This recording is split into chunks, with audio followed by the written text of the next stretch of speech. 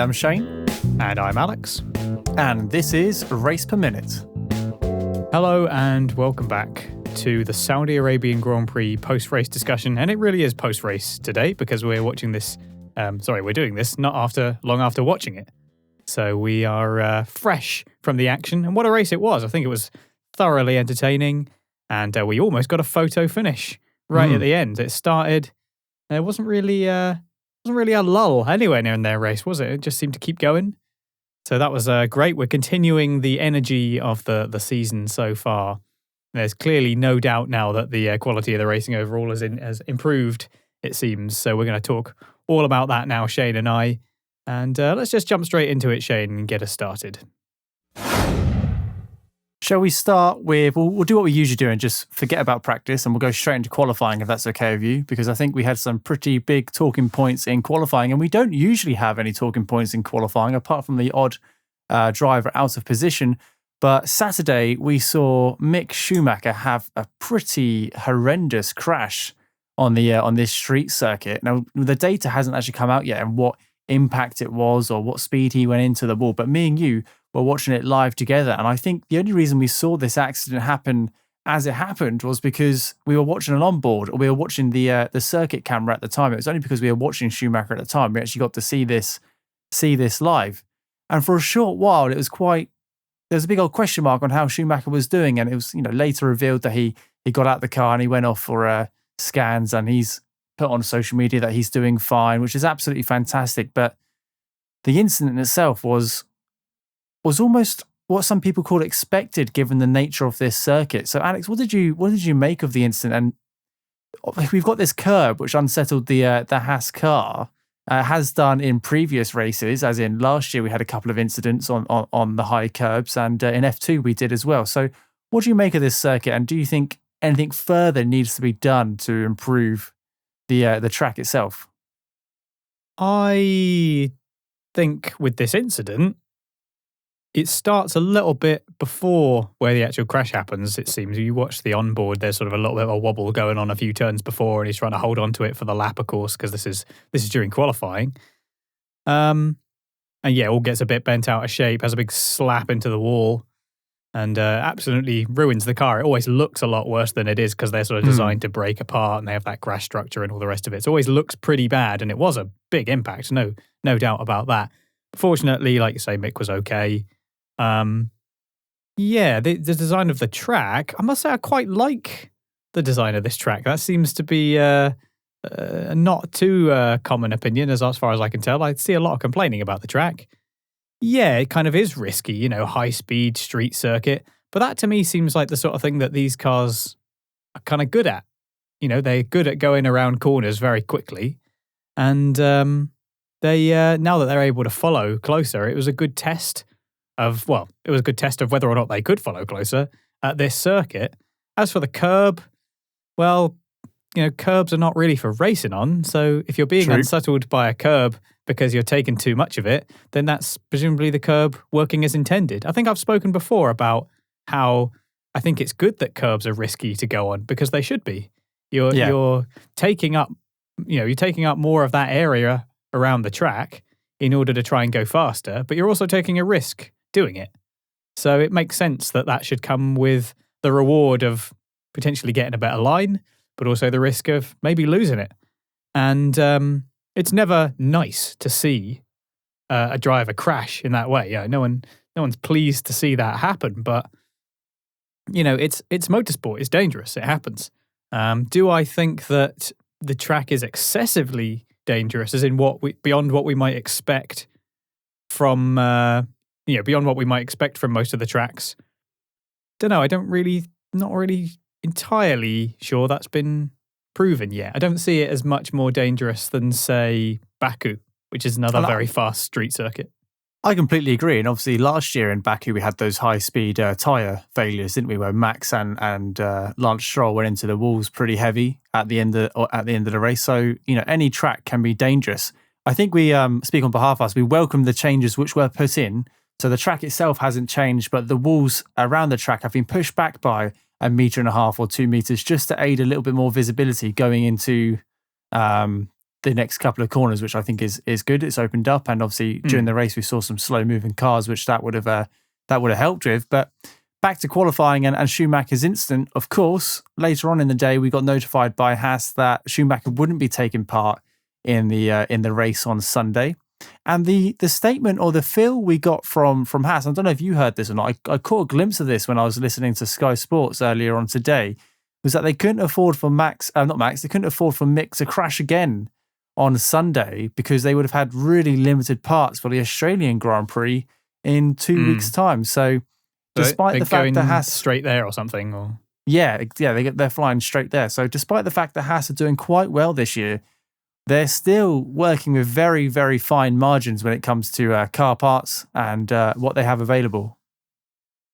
Yeah, it's a tricky one for Haas. They have all teams could probably do without the after the money that they spent last year and crashes. I mean, it was Mick Schumacher, unfortunately, that was costing them all that money, so they could probably do without it. But Mick's just pushing for his hot lap. So, as I said, these things do happen. That wasn't the only surprise of qualifying, of course, is that we also saw something very rare, which is Lewis Hamilton out in Q1, seemingly on, or not, as the case may be, merit. Because whilst Russell was able to put it P6 and seemed to have a reasonable handle on the car, there was a lot of going around on mediums during the earlier sessions in Q1 and Q2, which I didn't fully understand, but perhaps they were just testing the way the tyres were working and whilst also fairly confident that they could keep going through. And Lewis just didn't seem to have a handle on the car, just seemed to think that he couldn't improve, maybe something to do with the setup. It wasn't exactly clear, but very uncharacteristic for Lewis Hamilton. You were saying when we were watching the race, Shane, that the Mercedes still looks like a bit of a handful, still dealing with a lot of porpoising.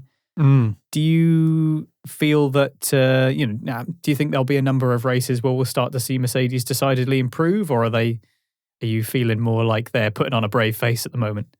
I think it's inevitable. And I've heard that word chucked around quite a lot when it comes to Mercedes. I think inevitably they will unlock the secrets to this car. Toto has come out and said that they have got a good car, but it's got a very fine operating window, and they just need to find that operating window and know how to get the car into that operating window in the future to unlock all its potential.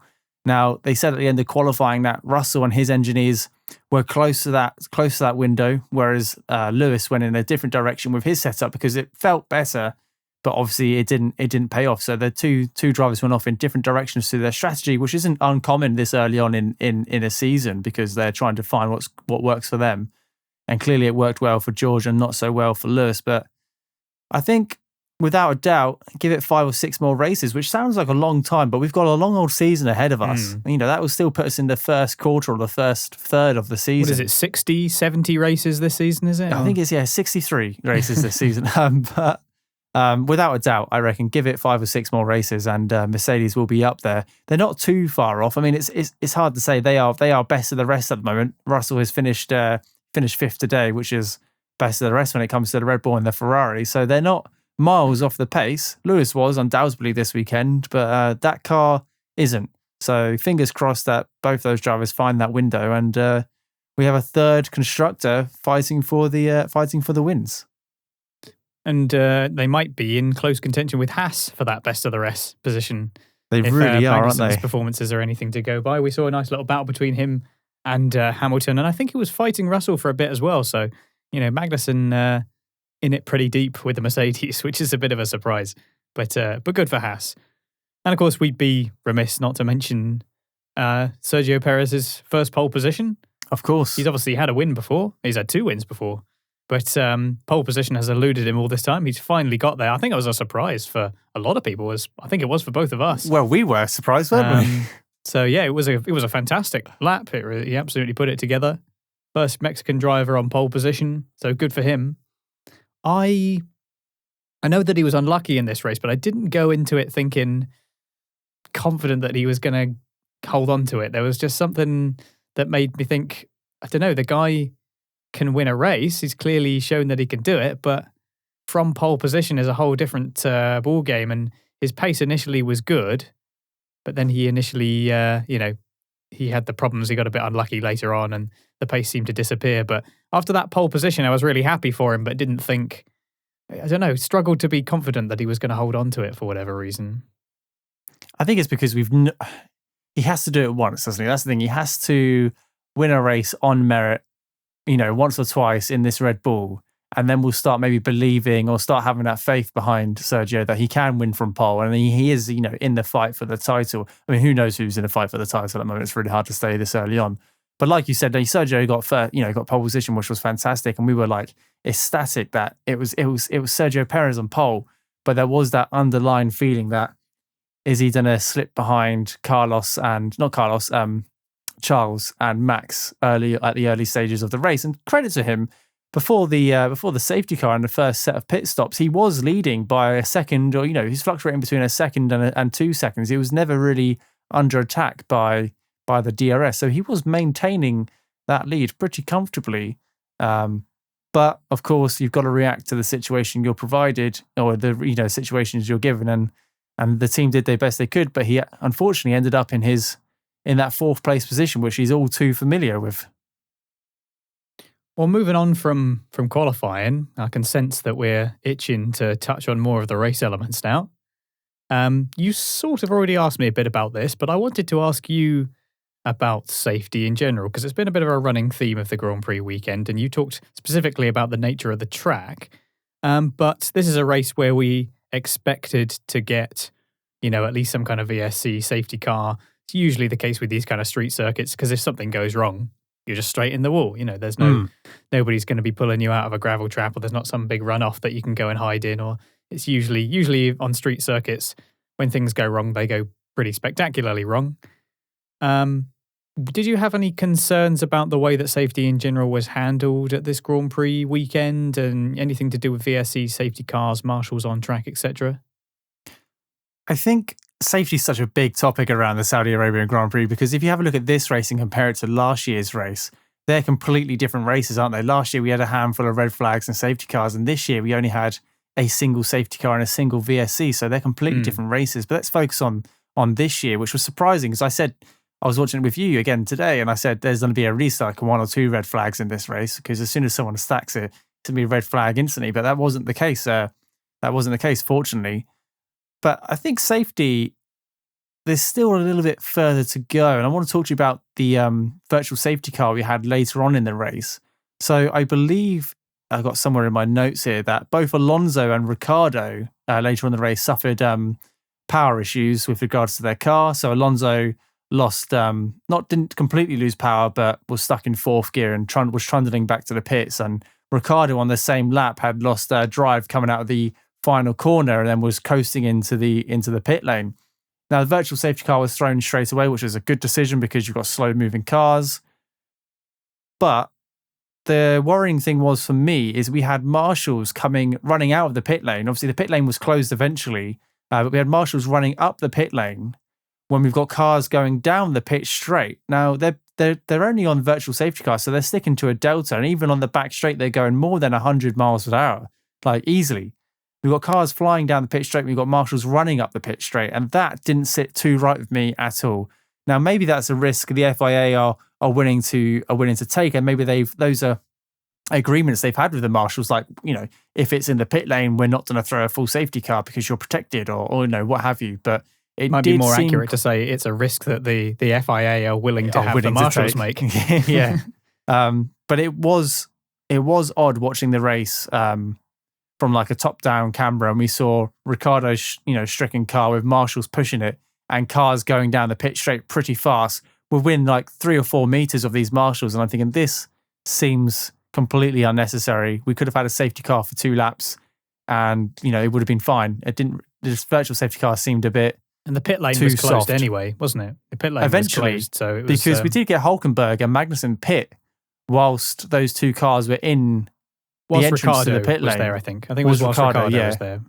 So there was a little bit of risk. It did look a little bit sketchy, them going past that fast, because it's fast enough that something could go wrong and you lose control in a way that you wouldn't if you suddenly had a problem under the safety car, for example.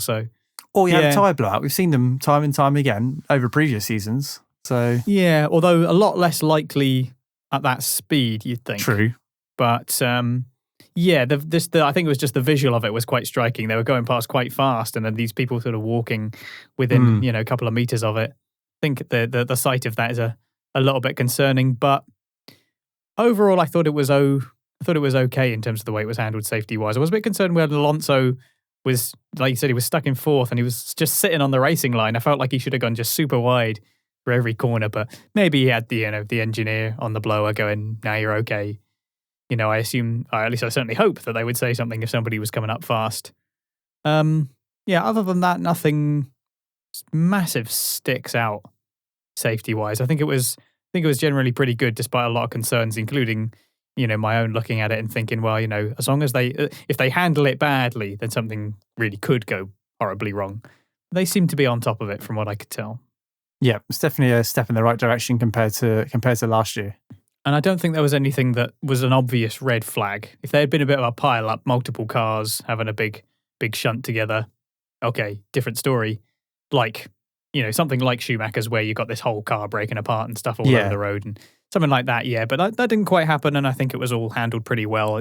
It's very difficult striking that balance between safety and keeping the race flowing. You don't want to just keep stopping things over and over unless you have to, but you also don't want to, take too many unnecessary risks past the usual risks of motorsport. It's a one big grey area that I'm sure we can talk about a lot if we really want to. Right, Shane, do you want to take us on to the next bit? Right, let's talk about Alonso and Ocon and this fantastic duel we had very early on in the race, all the way from lap 5 up until about 13 or 14. We had the two Alpines going at it constantly, tooth and nail stuff down the back straight, all the way around the circuit, fighting for DRS. Incredible stuff. So for those of you who haven't watched the race, there's a final DRS detection point just before the last corner, which was a massive talking point of this race because the DRS really aided the car behind getting past on this long straight.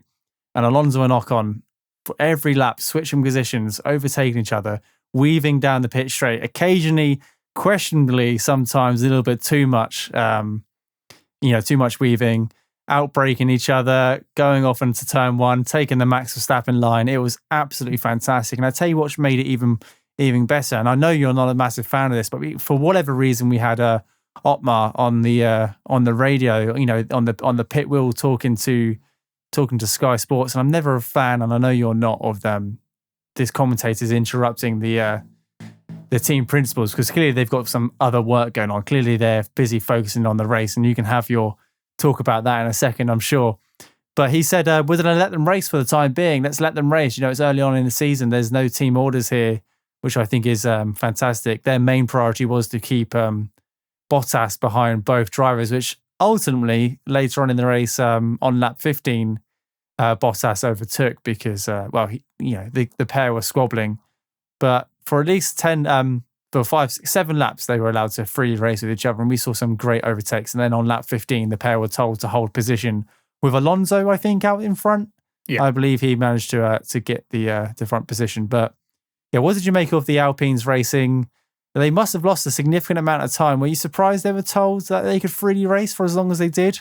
And Bottas obviously got that opportunity once they'd been told to hold position. But what did you make of the whole Alpine race? I think that they're a bit underrated this year in a way because they've been racy together with each other. It was the same last race in Bahrain. They were having a bit of a ding dong with each other. They obviously had another one at this race, and a little bit of some Max Verstappen-esque racing going on. It's probably a bit unfair to point it out like that, really, but it's sort of what immediately comes to mind because of last year's race, I guess.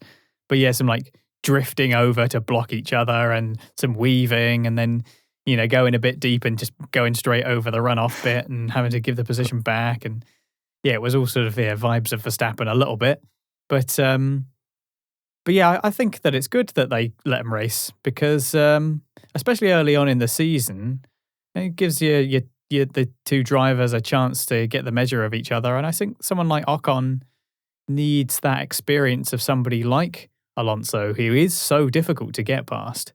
He's got to be one of the best defensive drivers on the grid.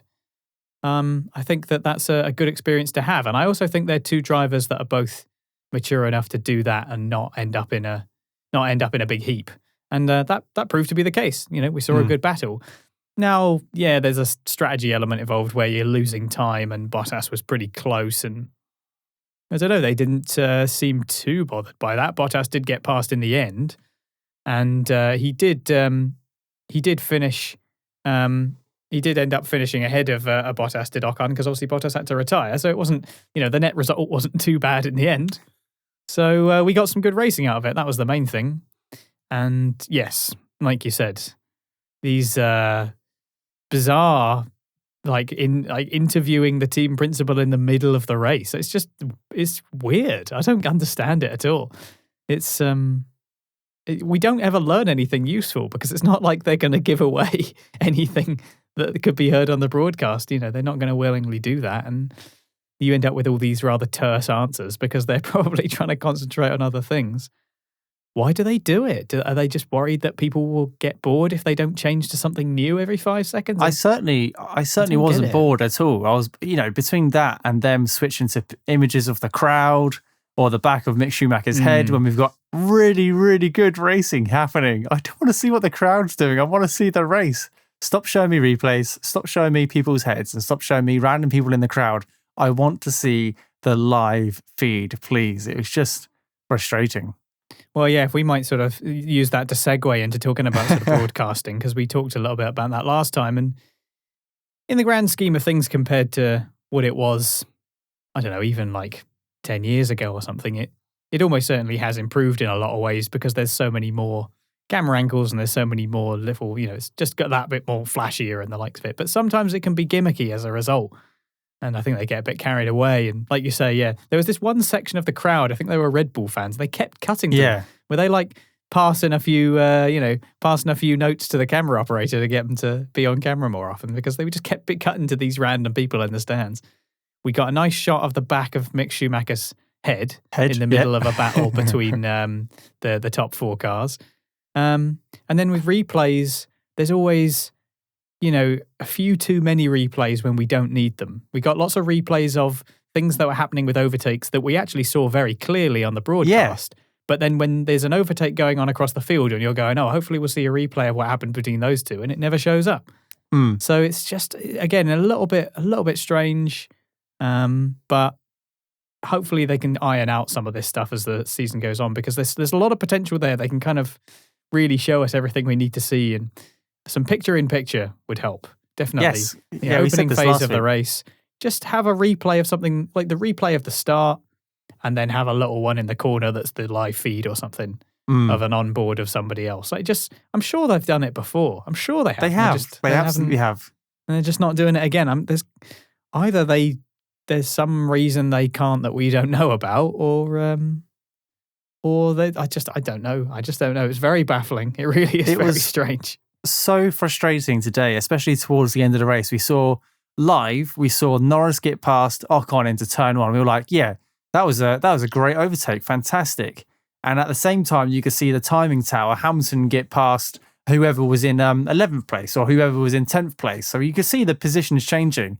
And then it came up with the replay, transition. We're like, oh, we're going to see Hamilton go past whoever he was going past.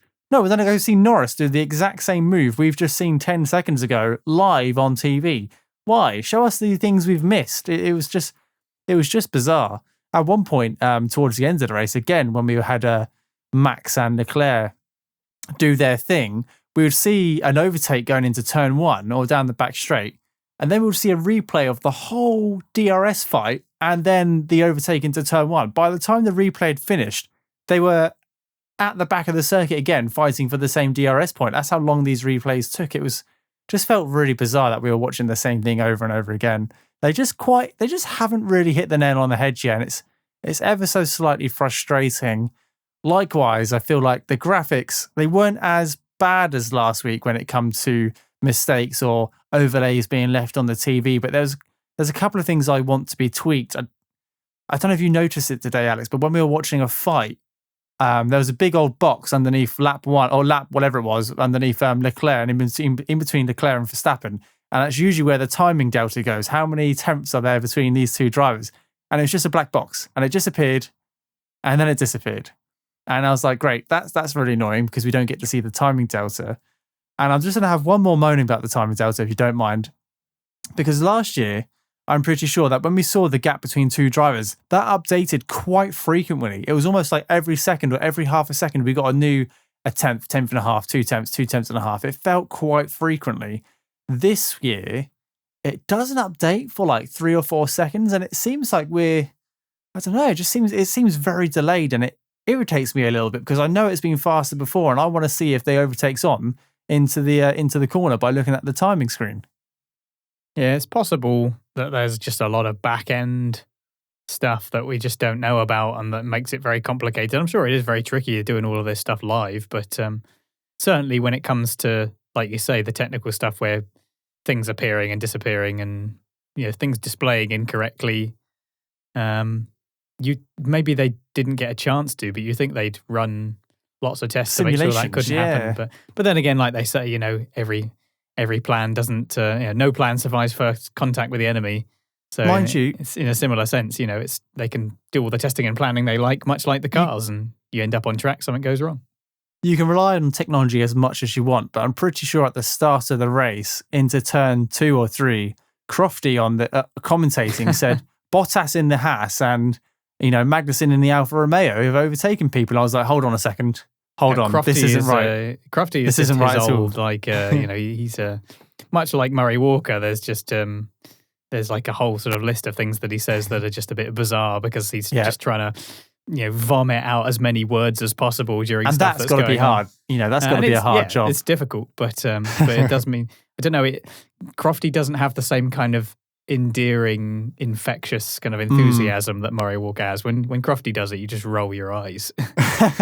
He's like, he's just not paying attention. Yeah, it was so early on in the race as well. Too much at the same time. Bottas in the Haas. I was like, hold on a second, we're 30 seconds into this race. What's going on? Yeah, so some more broadcasting woes still, but fingers crossed they'll line it out. I still do like, we ran a poll, didn't we? You put a Twitter poll up. Shane catering to the extreme opinions of social media by having the only options be I love it and I hate it. I feel like there's got to be room for I like it but it's not there yet or something, Maybe anyway, I'll run another one. According to that, I am apparently in the minority because we got a lot more votes for people saying that they didn't like it. But I still rather like it. I like the sort of look of it. I think it's quite sleek. Maybe they'll tweak it a little bit as time goes on. We haven't had any more 2 cars both holding purple sectors or anything like that. So no, that's been fixed, thank goodness. It's getting there. I think people will come around to it. I quite like it. I'm sure. Just give it a couple more races and then we'll be used to it. We'll forget what the old stuff looked like. Right, I put in a little sort of annex talking point about the broadcasting woes there, and we went on a bit of a tangent. So bring us round to the next talking point, Shane. Okay. What should we talk about? Should we talk about Perez and Carlos Sainz and the issue they had during the safety car when Carlos Sainz came out of the pits and how that kind of unraveled itself, and then they corrected it on track before the FIA or the stewards had to get involved. So for those who don't understand what I'm talking about, the safety car came out. Carlos Sainz boxed for a fresh set of tyres. Sergio Perez didn't. So Sergio was coming down the back straight as Carlos Sainz was coming out of the pit lane.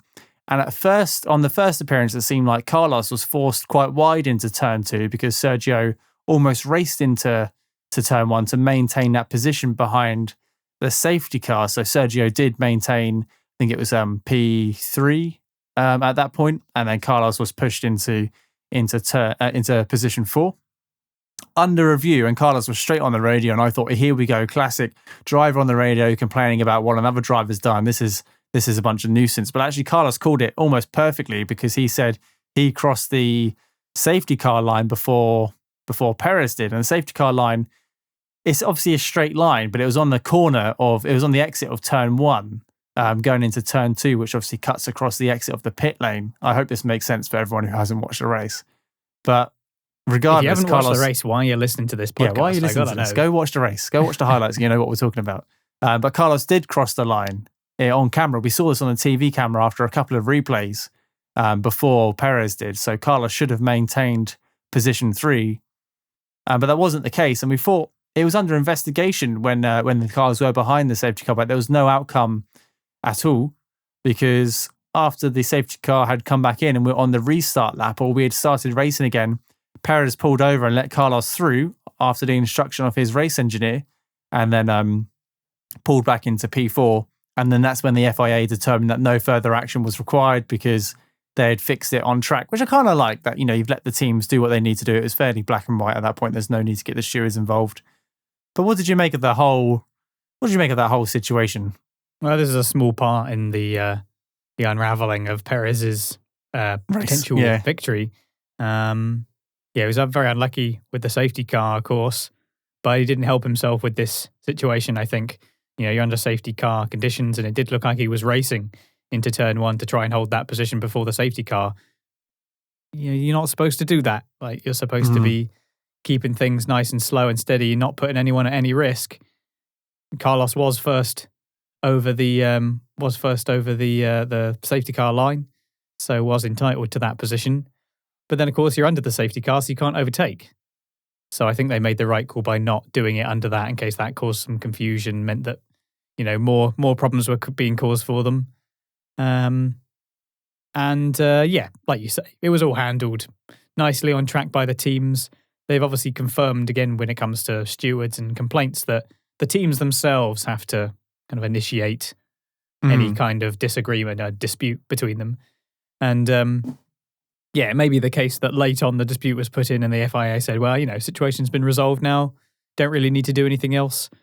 But he did end up with the penalty for the safety car infringement, didn't he? Just because I assume they didn't say exactly what it was, and I've not seen the stewards document if it's been put out yet, but it was I'm sure it was something to do with driving with due safety and the like under the safety car conditions. And he did look pretty racy into turn one, which he really shouldn't be doing. So only got himself to blame for that one, really, and that hurt his chances of maybe getting that podium position back at the very least.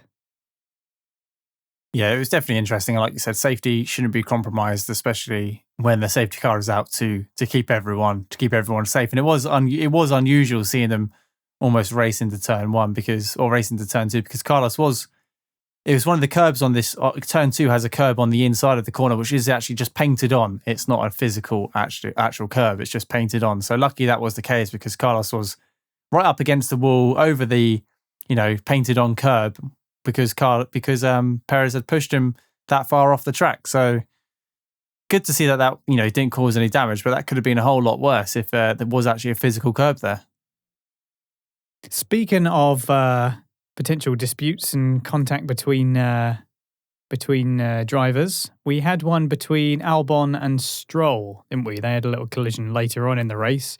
Albon perhaps a little bit optimistic. What did you make of this contact that we had? Do you think someone's at blame here, or a racing incident?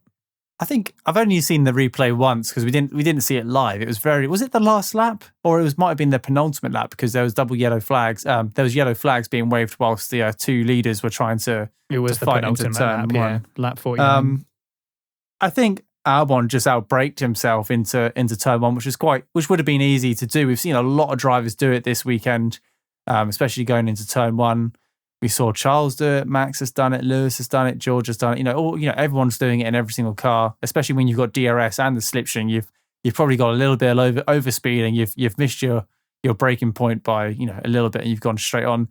It wasn't a heavy impact by any means necessary. He only just missed getting the car slowed down. It was a very slow speed impact, but it did cause a fair bit of damage to both cars. Obviously, you've got those things on the side of the tyre now, haven't you?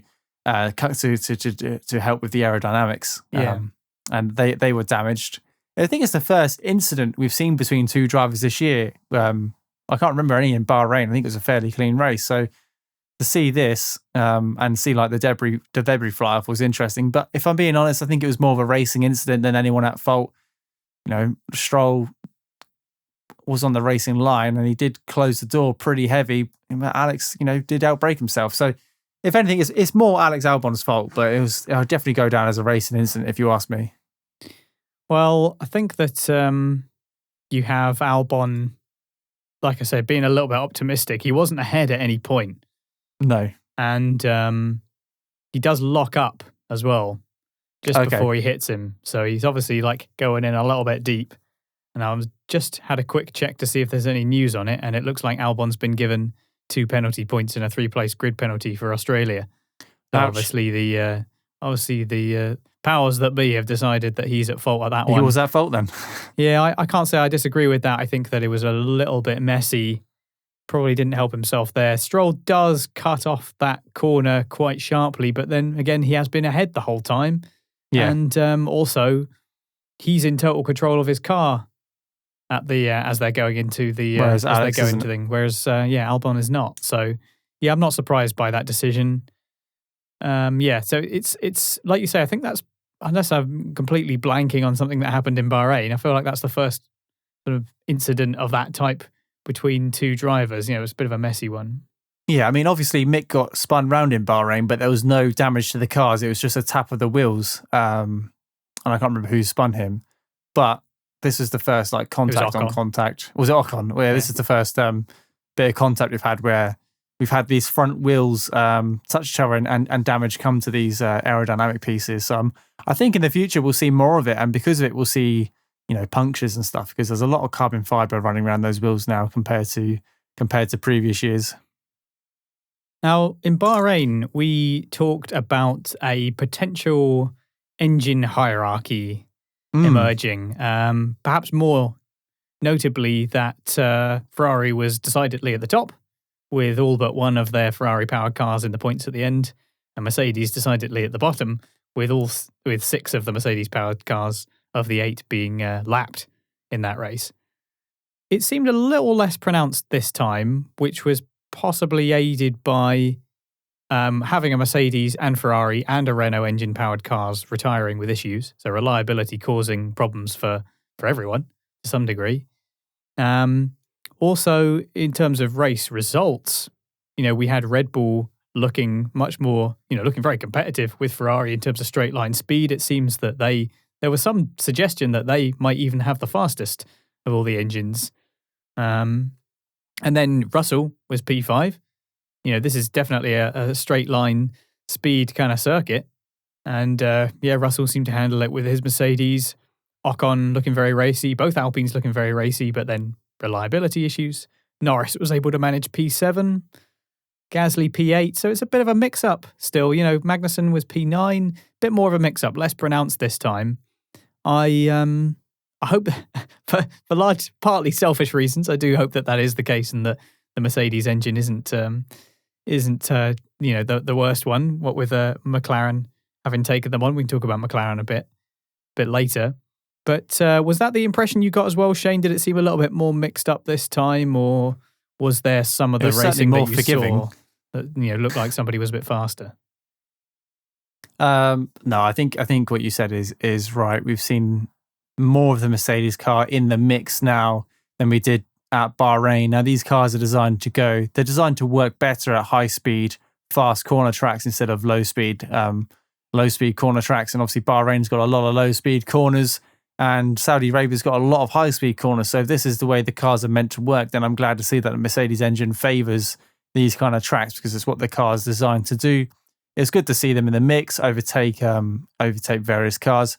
I do think they're still behind the Ferrari and the Red Bull powertrains, who seem to be in a slightly, more powerful position.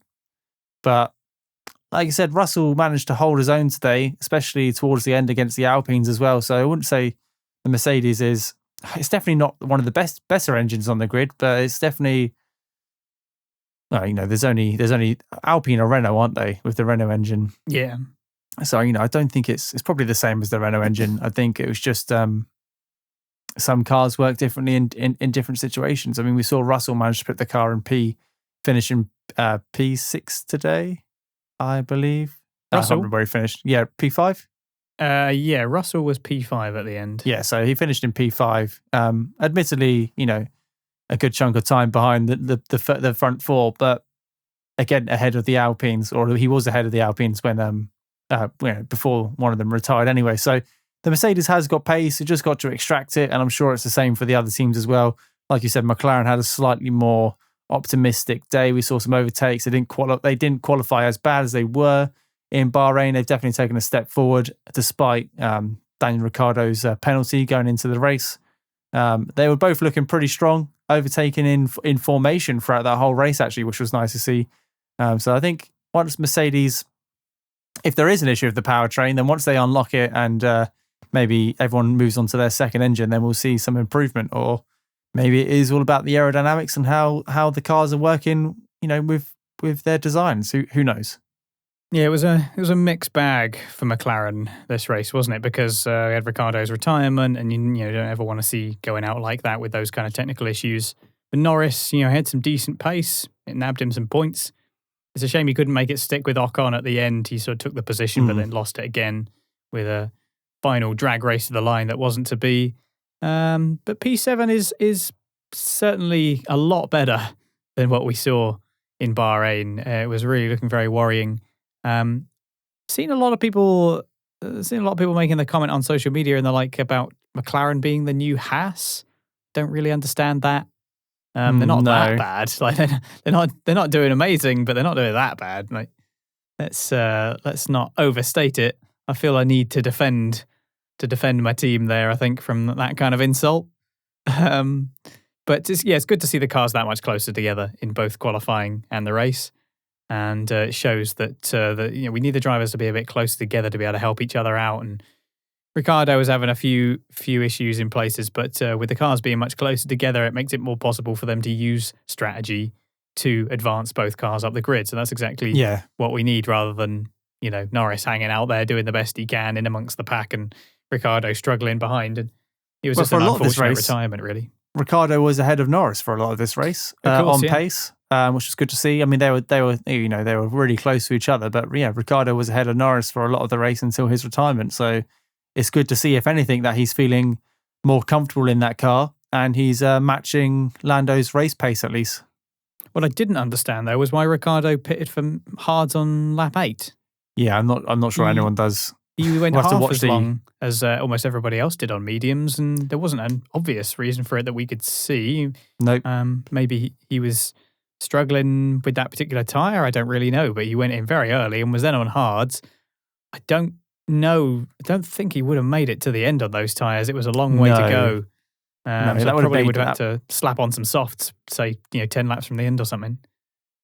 Maybe under the VSC, or if he'd been able to slip definitely a strange strategy call. For me, strategy is almost a whole new ball game in this season of Formula One, because I understand the core principles of how many tyres you have to use. Obviously, you've got to use 2 different sets of dry tyres, which is fine.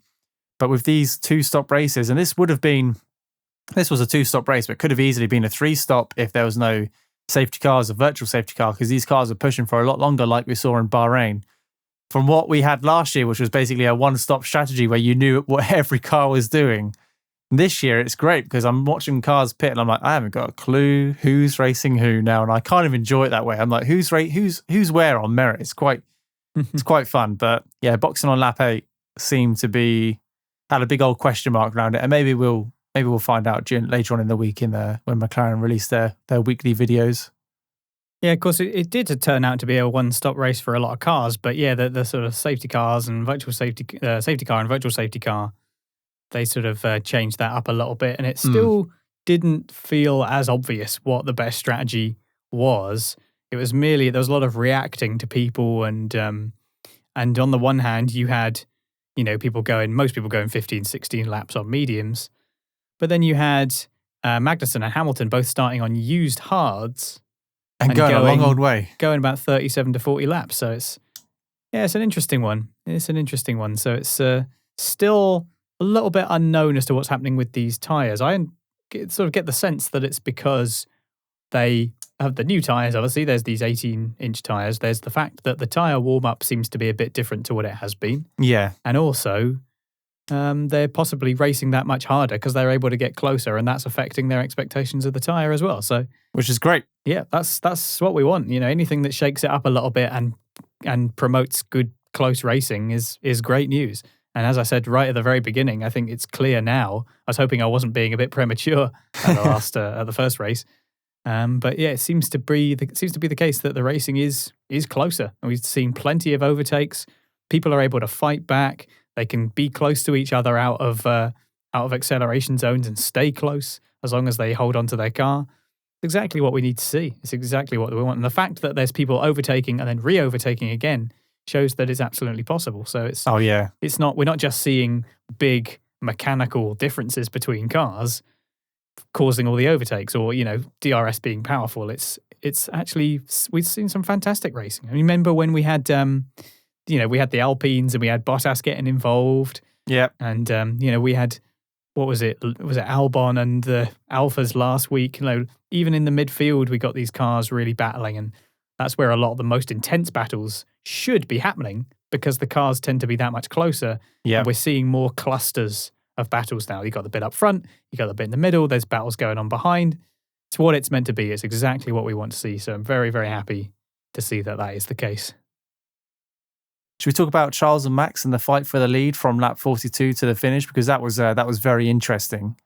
How they were using strategy as in strategic moves, as in slowing down before the DRS zone to get the DRS, and then re-overtake on the pit straight to lead for the rest of the lap, and then do the exact same thing. So I think Charles was very clued up about this originally. He saw obviously on lap 43 he slowed down a little bit and Max flew by, sensing the opportunity, and then obviously Charles had DRS, overtook Max down the back straight, and then that happened again on the following lap, and then Max started to clue up about it. And at one point, I think it was on lap 43, this is when both drivers knew that they needed DRS to maintain the lead, slowed down so much before the DRS straight. Both drivers actually locked up going across the line. And I think at that point, Leclerc had DRS because Max went over it first and then overtook. But what did you make of that whole situation? Obviously using DRS is a strategic move regardless in Formula One, because if you're within 1 second of the car behind. But very rarely do we see cars slowing down on purpose. We've seen it at Spa a couple of times, but this is the first time we've seen it in Saudi Arabia. And this is the first time we've seen two drivers lock up.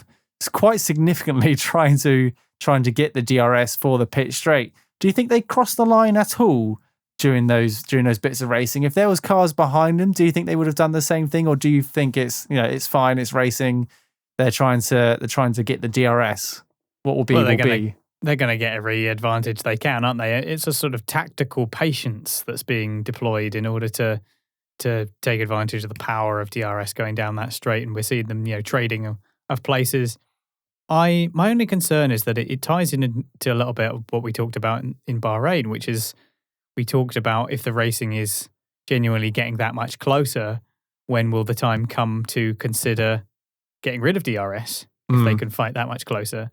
And I think that especially with this, not passing so that you can get the DRS into the next bit, DRS runs the risk of looking a bit more like a gimmick and less like a sort of a sort part of the car reduction of the effect of cars following each other, because that's what it is when it was introduced. It's difficult to follow, so we'll introduce the DRS so that if you get close, you can at least get a bit racy with people without having to worry as much about the dirty air spoiling your ability to actually get past. Well, if that's no longer the case, then the DRS becomes a little bit of a gimmick and a sort of people gaming this system to try and get into the right place to overtake, rather than just overtaking when they actually have a chance. It seems to be contrary to the instincts of a racing driver to not overtake when they can, just to have a slightly better overtake later on down the line. That is created by the DRS, not by necessarily the position of the cars. So it's an odd one for me, and I think contributes to the question of when is it time to consider getting rid of DRS. I don't think that time is now, because I'm enjoying this. I'm enjoying this very much this year, but definitely in a couple of years' time, I think if the racing continues to improve and the regulations continue to be adapted to improve to even more improve the racing, then I can see it happening. Maybe they'll just make the letterbox a bit smaller each season. It just smaller and smaller and only smaller a bit until of the wing, and then it becomes like the F duct, where it's just a little bit that you put your hand over. Yeah, exactly. But I just found it really interesting that you got these two drivers racing for the win, but also they're thinking about other bits of strategy as well. And fair play to Max, who tried to overtake Leclerc on a number of occasions by going alongside him into the DRS straight. But it was only when he was driving right behind Leclerc and then stayed behind Leclerc. So then Leclerc couldn't heavily brake before the DRS zone. Otherwise, he would have caused an accident.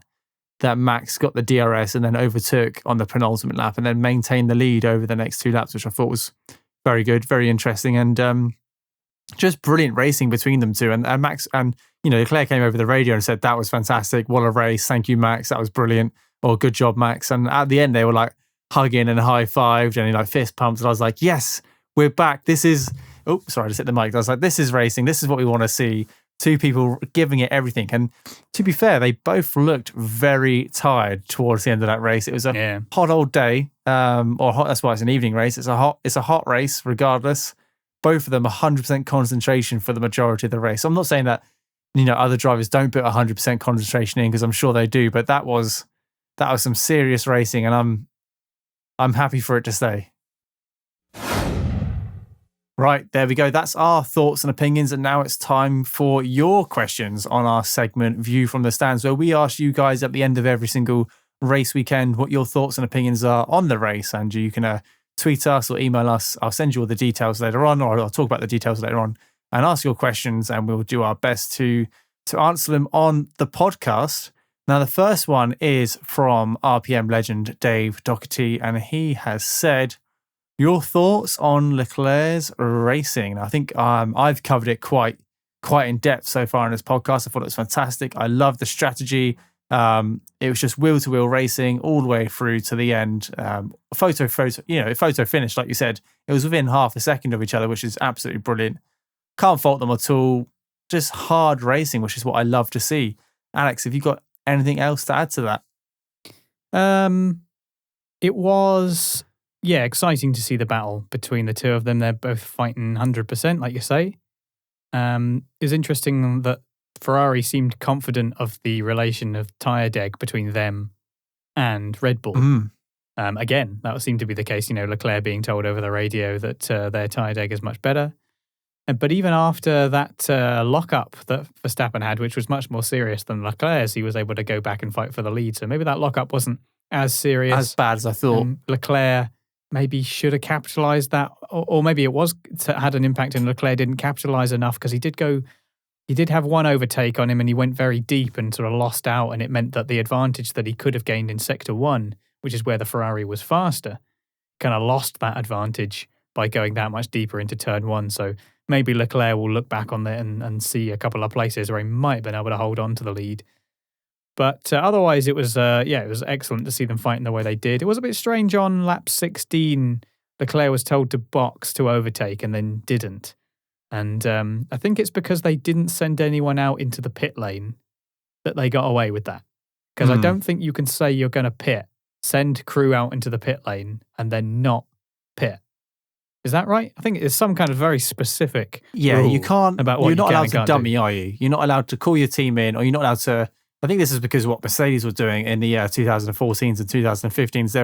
They would get their pit crew out, Red Bull and Ferrari would react, and then Mercedes would come in, and the FIA said that you're unnecessarily putting personnel in the pit lane. And the pit lane has a speed limit, but it's usually like 50 miles an hour, which is still very fast for people to be walking alongside cars. I think the only way they can get around this, and it happens occasionally, is if the person in P2 following the first car is told to do whatever the opposite to the first car does. If the first car comes in, you stay out. If the first car stays out, you go in. So if the team bring the pit crew out, that's the only reason why they might not get served during that lap, is if if the opposition comes in. It's a strategic call, because they've made a decision. Either way, the car's staying out on track or it's coming into the pit lane. They're not dummying anyone. They've made a strategic decision to go with the opposite. So that's the only way they can bring out their crew without a car going in. But there has to be instructions to do whatever the opposite to the car in front. You can't just be putting team members in the pit lane, risking their safety for the fun of it. But the main thing was with Leclerc, and of course this includes Verstappen as well, is that we had an exciting battle for the lead in the closing stages, and it's exactly what we were hoping for, right down to what was nearly a photo finish. So that was great. But thanks very much, Dave, for getting in touch. He got in touch via Twitter. So at RacePerMinute on Twitter, if you want to fire us off a question. We usually have a tweet before we do the recording, we usually say, send us your questions. So look out for that. Or you can go to the website or send us an email. info@raceperminute.com is another option. We also heard from another regular commenter at Daniel Fergie25. Thanks, Daniel, who asks us, do you reckon Jeddah should stay on the calendar for another season or two? If not, which track, past or present, would you like to see replace it? Well, looking at the practicalities of it, man, Jeddah will stay on the calendar for a while yet, I think, because they have a contract for like 10 years, don't they? So They have a whacking great big contract with them. So short of them finding a way to get out of the contract, I think it will stay unless there's some practical reason why they can't. There was all this talk about what was going on with the rocket strike against the nearby Aramco facility, and that calling into question the safety of the event, which was the same last year. I think they had a similar thing last year where there was some kind of rocket strike going on because of the Yemeni civil war and Saudi Arabia's involvement in it, and whether or not that's a reason to cause conflict in the contract between F1 and Saudi Arabia. So, and I don't really know. I'm not a lawyer, so I don't know exactly how that ties into the contract that they have. But short of something going on there, it will stay because they're contracted to be there. I think if I had a choice, I don't think I would put it on the calendar personally, because I think there's so many other great tracks to go to, and it's not a.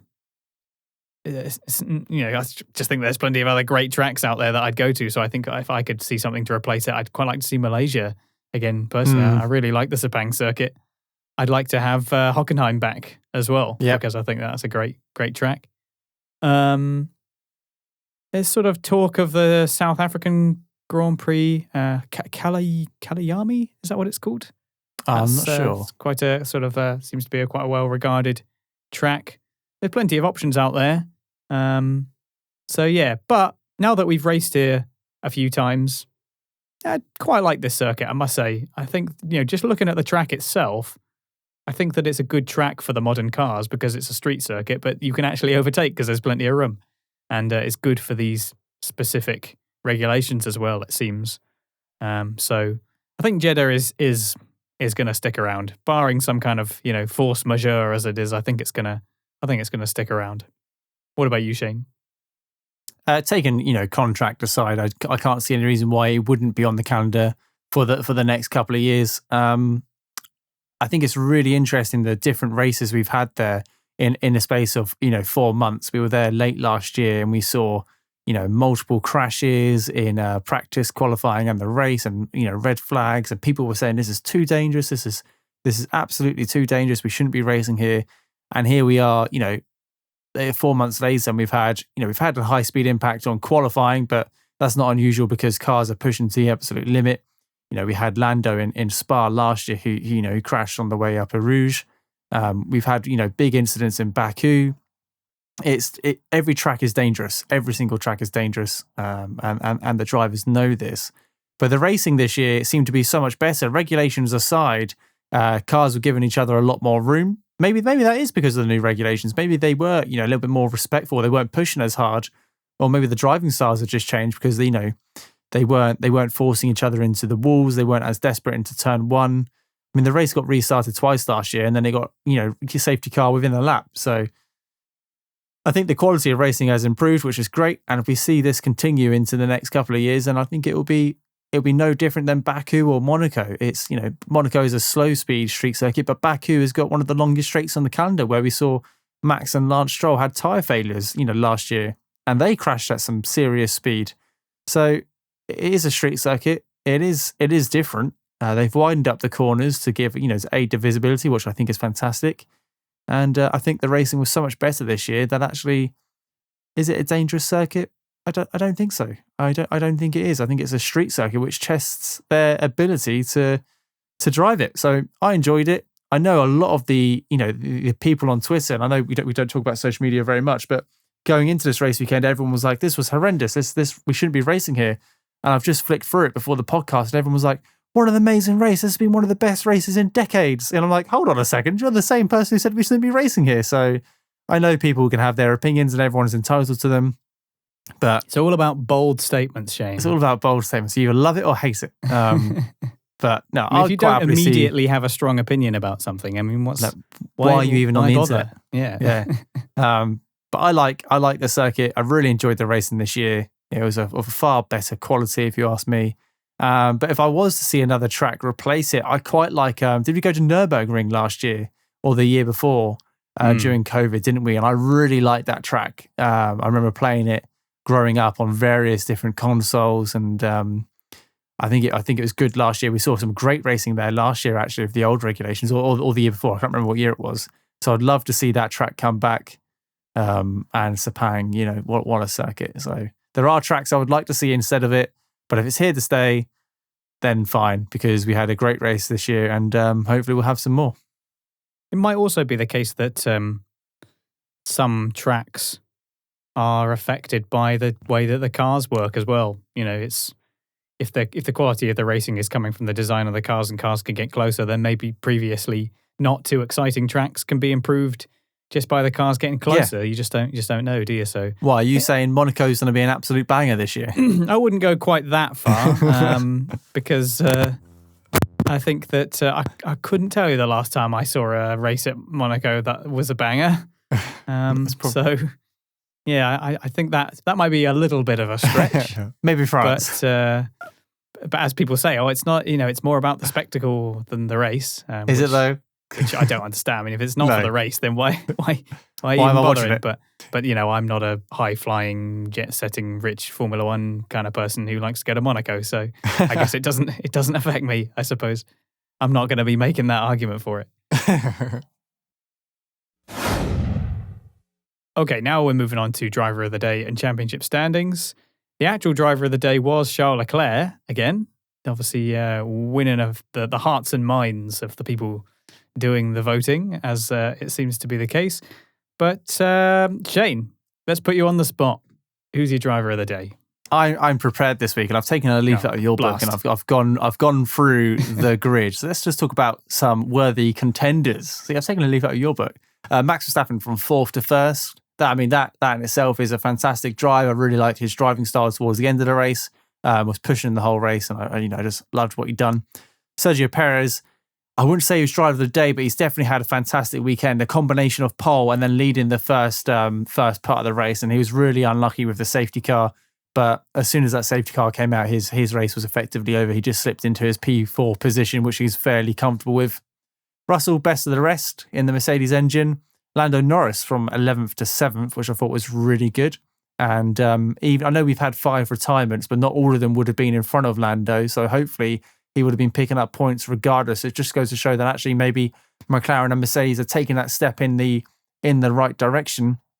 And also a honorary shout out to Kevin Magnussen again, who scored points for the Haas, despite the fact that he's openly admitted that he's really struggling with the strength in his neck in that car. So in qualifying on Saturday, he really struggled in Q3 because he just hasn't got the strength in his neck. He's taken a year out of Formula One. He's been doing other series where you don't need to have, don't need to have as much physical fitness. I'm sure you still need to be really physically fit. But Formula One is a whole different ball game. And qualifying yesterday goes on for about 50 minutes. I mean, actually, yesterday it went on for about an hour and a half, but red flag aside, it goes on for about 50 minutes. So, an hour and a half in a race car under race conditions would have been really tough. So to bring that car home in the points again, I think it's fantastic. Really good for him, his comeback, and the team.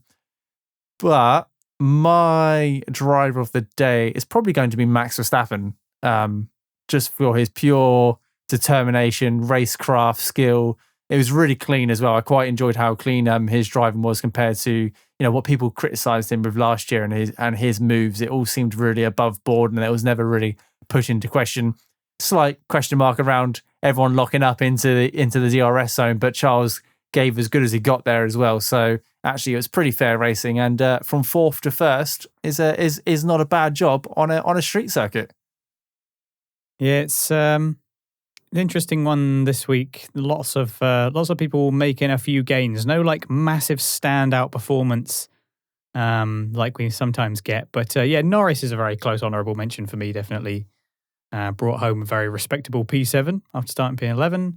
Decent overtakes, was consistent throughout, and showed some real determination as well, because he was getting in battles where he would overtake someone like Gasly and then get re-overtaken again, have to fight back for the position. Same with Ocon, who wasn't as successful on that one, but you got to have the determination to keep that consistency. It requires a lot of focus. He was obviously helped by the safety car and the retirements as well, but you got to get to that finish line one way or another, and he was there. But yeah, it's only taken 2 races this year for us to agree. I'm going to go for Max Verstappen as well. Unbelievable. Yeah, P4 to the win with amongst the stiff competition as well. He was aggressive in the way that we would expect, but I think he was much smarter than we've seen him before. A lot more patient, just generally overall more mature. I think he deserved the win, and I noticed now that we're getting more complaints from his team radio during being broadcast during the race. I love it. You win a world championship, and you get into the crosshairs of the people who decide who goes onto the radio because he's a multiple race winner, so let's hear what he's complaining about. It kind of gets highlighted. It gives this impression that they're this big whinger. I mean, you get the same thing about everyone Hamilton, does it, don't they? But everyone does it. If they were broadcast, can you imagine like a broadcast where you're listening to all the radios at once? It would be constant. It would just be like horrendous, wall to wall complaining. You're in this highly competitive scenario. Yeah, what do you expect? But yeah, it's. I guess you can only look at it and kind of laugh a little bit these days. It's just the way that it is. A lot of the stuff that we hear is just them complaining about something. It's interesting him pointing out Leclerc's lights not working though. That was interesting. Yeah, but nothing came off that either.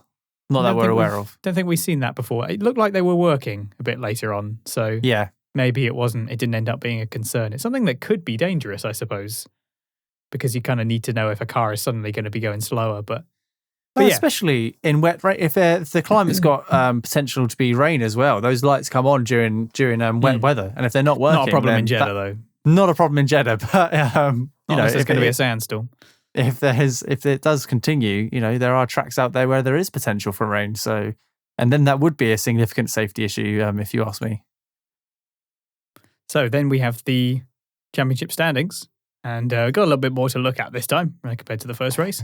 Let's start with the constructors this time. Okay, I'm going to do it the other way around. Brilliant. Now Ferrari, my prediction looking a little bit strong after our testing episode when I said that Ferrari were going for the constructors. I'm feeling more confident about this now because if they keep getting these double podiums, then they're just going to start crawling away.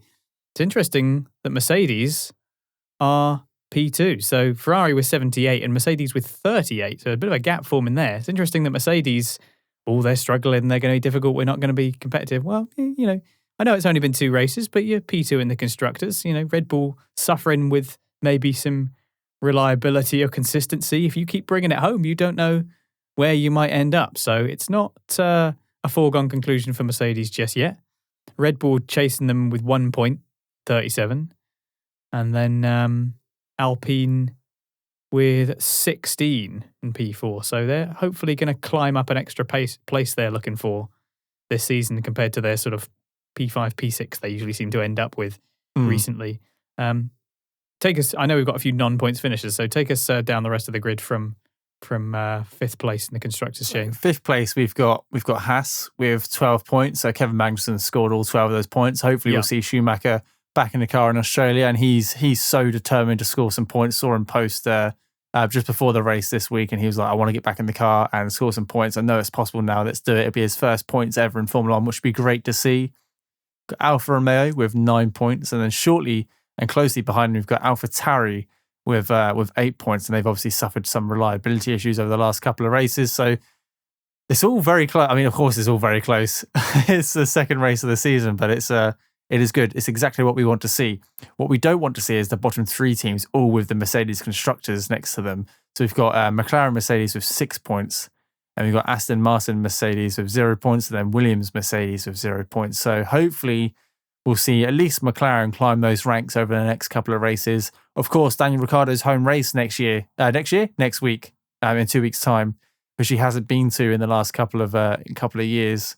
And he loves it. So hopefully we'll get some Ricciardo magic and maybe a handful of points there, which is probably the best we can ask for. Williams at the bottom of the constructor standings. Again, only 2 races, but it's not a good look. It's not looking too good straight from the beginning. Although Latifi this time, interestingly, having a crash and it being to Red Bull's disadvantage this time. So, Latifi I did think about that.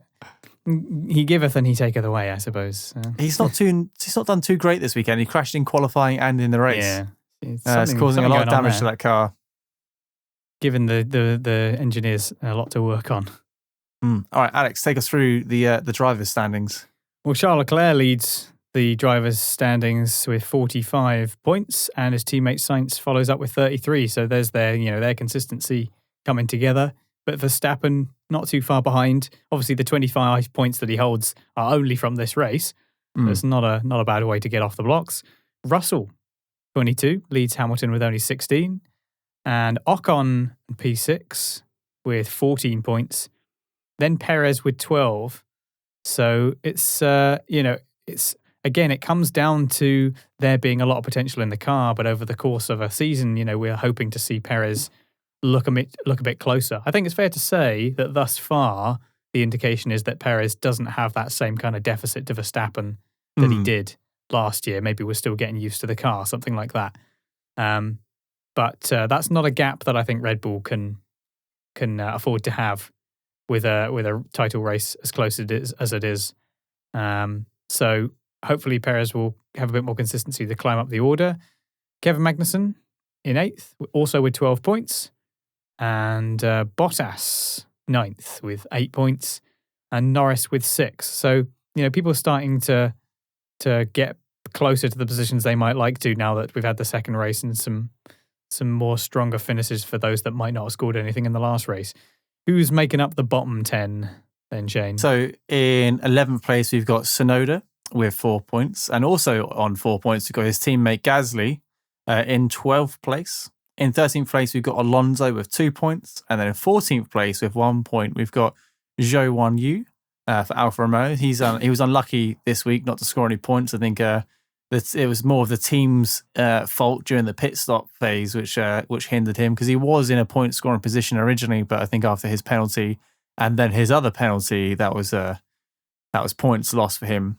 Schumacher in 15th place with 0 points, and then Stroll, Hülkenberg, Albon, Ricciardo, and Latifi in that order from 16th to 20th, all with 0 points, all with Mercedes engines. It's those 5 Mercedes-powered engines, isn't it, at the bottom? Thank goodness for Norris and Russell. Otherwise, it wouldn't be looking too good. 5 out of the 8 cars on the grid. Oh, and Hamilton, of course. 5 out of the 8 cars on the grid are Mercedes and are at the bottom. Hopefully, we get to see that change in the next couple of races, and we get to see them, like you said, more in the mix moving forward. And fingers crossed for better races. For the Mercedes engine. The racing's been fine, but you know what I mean. And there we have it. That rounds up our Saudi Arabia post-race discussion for the 2022 race. Send us your thoughts or questions to us at RacePerMinute on Twitter. You can get in touch with us at RacePerMinute.com or comment below if you're watching on YouTube.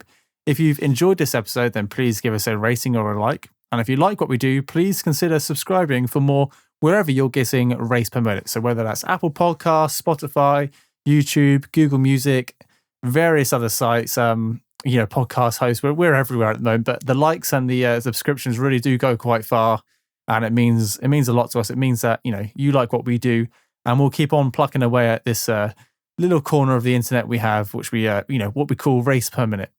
And if you really want to help support the show and help keep the quality content coming, and you can do and receive some lovely rewards, you can do by donating as little as £1 a month at patreon.com/RacePerMinute. That's the first 2 races done of the season. We've now got our first 2-week break, which I'm not too much looking forward to because it's been quite exciting, hasn't it? After the first race, I was really excited for the second race, and now we know the racing's got really good and they can follow in a really tight street circuit. I'm really looking forward to all the other races this year, but we've got a 2-week break until Australia. We're going down under for the first time in a couple of years. Alex, what do you expect from the newly configured Melbourne track layout. What are you expecting in 2 weeks' time? Yeah, well, it's nice to go back to Melbourne again. I really like the Albert Park circuit. The only thing about the change, of course, is that it was harder to compare it to the way that it was.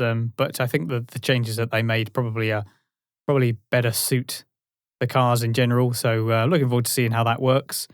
It's always a good race. I'm hoping for a better result for Ricciardo. Hopefully, he'll be spurred on by the home crowd, and I'm not expecting anything too major because obviously McLaren, they've still got some work to do, but even just some decent points would be nice.